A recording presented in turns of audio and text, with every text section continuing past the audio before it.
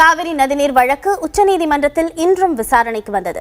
அப்போது காவிரி நடுவர் மன்ற தீர்ப்பிற்கு எதிரான வழக்குகளை விசாரிக்க உச்சநீதிமன்றத்திற்கு அதிகாரம் இருக்கிறதா என்பது குறித்த விசாரணையின் தீர்ப்பு தேதி குறிப்பிடப்படாமல் ஒத்திவைக்கப்பட்டிருக்கிறது. காவிரி நடுவர் மன்ற தீர்ப்புக்கு எதிராக தமிழகம், கர்நாடகம், புதுச்சேரி, கேரள அரசுகள் தொடர்ந்த வழக்குகள் 3 நீதிபதிகள் அடங்கிய அமர்வு முன் விசாரிக்கப்பட்டு வருகின்றன. ஆனால் இந்த வழக்குகளை விசாரிக்க உச்சநீதிமன்றத்திற்கு அதிகாரம் கிடையாது என மத்திய அரசு தனது வாதத்தில் கூறியது. இந்த வழக்கில் நேற்று மத்திய அரசின் வாதம் முடிவடைந்த நிலையில் மாநில அரசுகள் தங்களுடைய தரப்பு வாதத்தை நீதிபதிகள் முன் எடுத்துரைத்தனர்.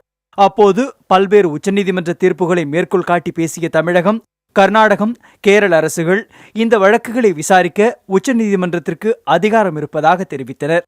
ஆர்டிகல் 262 படி வாட்டர் டிஸ்பியூட்ன்றது காவேரி ட்ரிபியூனலில் வேணால் அது வாட்டர் டிஸ்பியூட்டாக இருக்கலாமே தவிர மற்றபடி வாட்டர் டிஸ்பியூட் ஆல்ரெடி அட்ஜுடிகேட் பண்ணிட்டதுனால இப்பொழுது இது டாக்ட்ரின் ஆஃப் மர்ஜரில் இது மேல்முறையீட்டத்திற்கான ஒரு ஒரு ஒரு ஸ்கோப்பை உருவாக்கி கொடுக்குதுன்றத நம்மளுடைய தமிழக அரசு வழக்கறிஞர் வாதம் செய்தார்.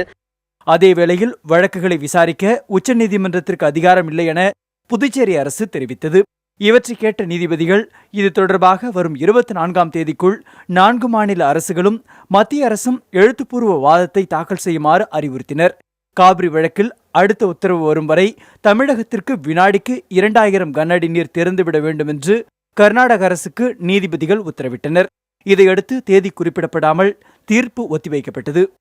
காவிரி நடுவர் மன்ற இறுதி தீர்ப்புக்கு எதிரான இந்த வழக்குகளை விசாரிக்க உச்சநீதிமன்றத்திற்கு முகாந்திரம் இருக்கிறது என்று தீர்ப்பு வருமேயானால் மீண்டும் இந்த காவிரி நடுவர் மன்ற தீர்ப்பு வழங்கிய பல்வேறு சாராம்சங்களில் விவாதங்களானது மீண்டும் எழக்கூடும்.